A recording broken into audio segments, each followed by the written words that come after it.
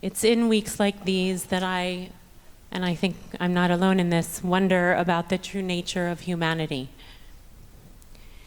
With such evil in our midst, such cruelty, such hatred, such viciousness, and heinous acts committed by human beings against one another, terror. But this question is actually not a new question. The question actually existed in the Torah right from the beginning, in the tradition. Should human beings be created? In the first chapter of the Torah, it says, Vayomer Elohim na'aseh adam b'tzalmenu kidmutenu. And God said, let us make humankind in our image, after our likeness. And there is a famous midrash that's found in Bereshit Rabbah, based on the notion that it says, na'aseh, let us make. Well, if God is one, why would it say, let us? So the midrash answers that there was a consultation, actually, that God consulted. Rabbi Shimon said, when the Holy One came to create Adam, the first person, the ministering angels divided into various factions and various groups. And some of them said, let him not be created. And some of them were saying, let him be created. Kindness said, let him be created because he will perform acts of kindness. And truth said, let Adam not be created, for humanity will be full of lies. Righteousness said, let Adam be created, as people will perform acts of righteousness. And peace said, let human beings not be created, for they are full of discord. What did the Holy One do? God took truth and cast it down to the earth. The ministering angels said before the Holy One, Master of the universe, why are you demeaning your very seal? Because it says that the seal of God is truth. And God responded, let truth ascend from the earth. As it is written, truth will spring from the earth. So we see very early on that there's actually not a huge amount of faith in humanity. There's a dispute about whether we are worthy of being created and the inevitability of our downfall, of our lies, of our inability to find peace. There is a lot of ambivalence around humanity. And at the end of the parasha, this might not be a verse that we're as familiar with. It says, God saw how great was human wickedness on the earth. This is what preceded the flood. How every plan devised by the human mind was nothing but evil all the time. And then it says, it's a very heartbreaking verse. Vayinachem Adonai ki asa et Adam ba'aretz v'yitatzev et el libo. And God regretted having made humankind on earth with the sorrowful heart.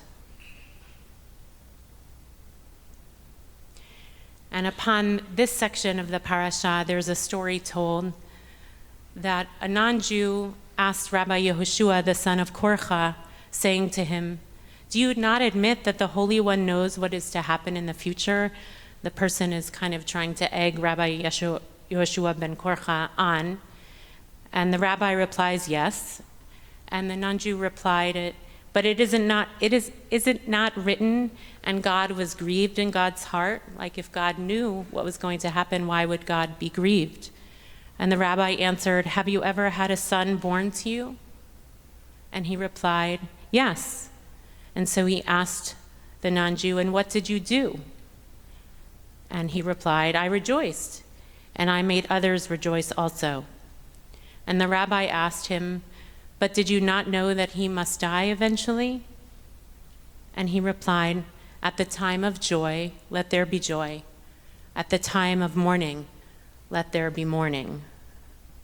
The rabbi then said, such too is the way of the Holy One. Although it was clear to God that in the end people would sin and would be destroyed, God did not refrain from creating them for the sake of the righteous who were to issue from them.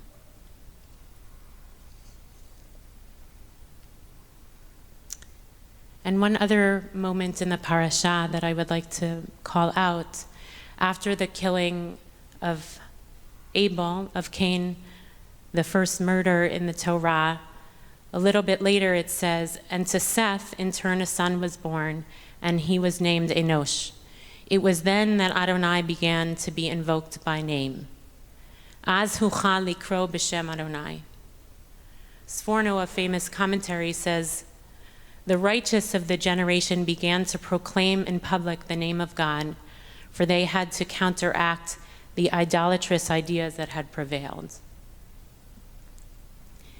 And another commentary is added onto that. When matters are running their normal course, a person can lock themselves away and serve God in isolation. But when there arises idolatry in whatever form that takes, and in this parasha, next week's parasha, it's called Hamas. It is literally called Hamas. If things are that way, then one must raise a public cry. And the teaching says that after Cain entered the world and murder entered the world, and after Enosh entered the world, which was the generation that began to use God's name in vain, one was no longer permitted to sit by idly. Now was the time to do everything possible to affirm God's name in public. Each of these three stories, packed into the first parasha of our Torah, tell a truth. They tell a truth, two truths actually, that humanity can be righteous and humanity can be a horror. Elu ve'elu divrei Elohim chayim. These and these are the words of the living God. And this week we saw in front of our eyes that horror play out in ways that are unimaginable. Unimaginable.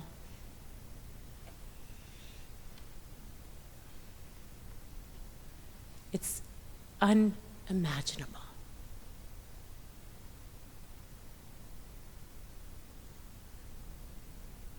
But these stories are trying to tell us something. They're trying to tell us what to do with that truth. The first story says that truth will rise up from the earth. God throws it away because if everything was told to be true, human beings would have never been created. Because if that truth was alive, then our inability to tell the truth all the time would have prevented the reality of our creation. But the belief is that actually there is truth to rise from the ground, to rise from the earth, to rise from us. God had faith in the midst of horror and lies and pain and suffering that truth could grow from the earth, could grow from us, despite the lies that humanity tells and the pains that they inflict on the others, on one another. And the second story says that despite the fact that there are going to be human beings who are evil, who are hateful, who have no sense of humanity,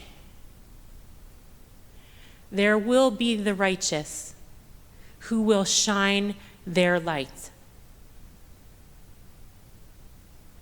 And in moments when there is inhumanity that is displayed so pronounced, in such graphic and horrible ways, the third story says it is on us, it is on Aleinu, it is upon us to publicly say there is good in the world.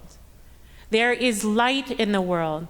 There is love in the world. There is community in the world, and Jews will stand tall and proud because of our tradition and the gift of the Torah that seeks justice and truth and dignity.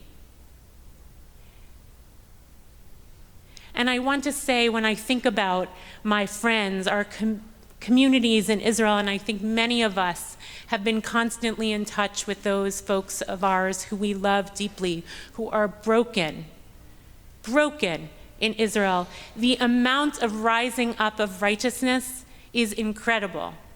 incredible. There is that story. Did people hear about this story? Actually, this is in the States, where a man who saw every reservist who was returning to go back to Israel to serve, he paid for their tickets, hundreds of thousands of dollars, so they could just get on a plane and have to not pay for them. He stood at the counter.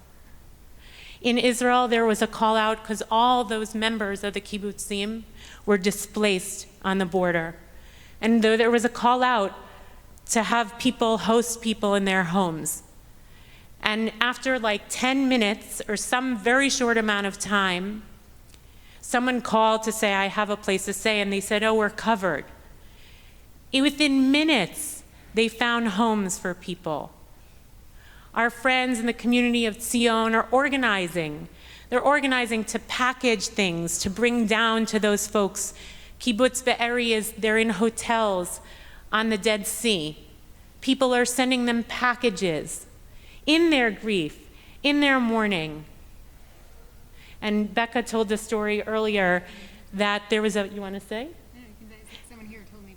Someone told before services that there was a family of Olim who didn't feel like they would have a minyan for the death of their child. So they put a call out to have a minyan, 10 people. How many people showed up? 10,000.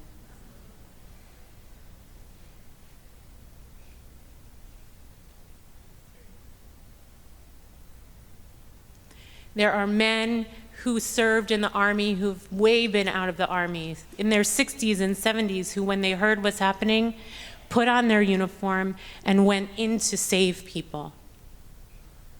I mean, the stories, one after the other after the other. And so while it is true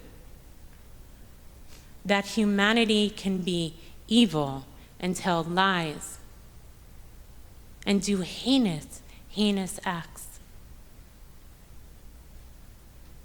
truth must rise up from the ground and to tell a story that is not what humanity is meant to be. And in the midst of our mourning and in the midst of our anger, which is real, in the midst of all of that with a filled sanctuary, it is on us to assert who humanity is meant to be. And not just for Jews. For every human being. There were Bedouins murdered. There were Palestinian Israelis murdered. And there are plenty of innocent lives in Gaza who are now being destroyed.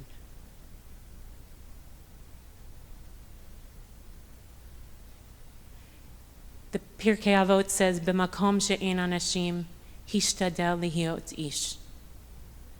In a place where there is no humanity, strive to be human. In the insanity of this inhumanity, which is unfathomable, please let us not lose what it means to truly be human. To tell the truth, to rise up in righteousness, to perform acts of loving kindness, and to pursue peace and justice and dignity, and to stretch our hearts, to find a way to move forward in our grief and in our sorrow and in our pain and in our pride, to say, Torah Chaim, the Torah is a life-giving book, and we are a life-giving people. And despite the sorrows over the years of our people's victimization, we will thrive, and we will survive, and we will embody love, justice, dignity, and righteousness. B'makom she'en anashim, in a place where there is so much inhumanity. Hishtadel lihiot ish. We must strive to be human.